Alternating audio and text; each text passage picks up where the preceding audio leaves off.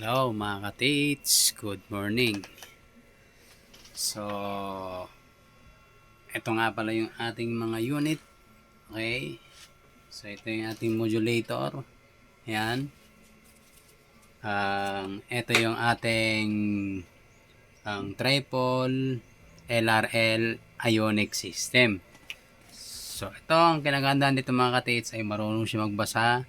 Kung mayroong frequency o wala, dito mo malalaman. At ang isa pa, dalawa po yan, apat ang dala niyan.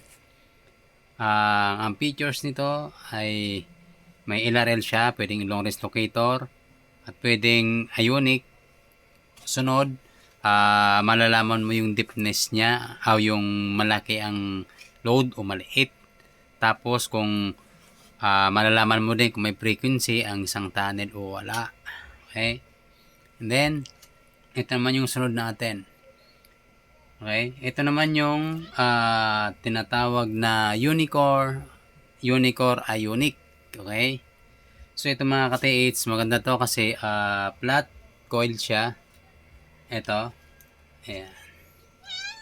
Flat coil. So, nandito yung coil niya. Nandito sa bilog na yan. Okay. Unicore. Okay. Ano lang to? Vlog man sana to. Ayan o.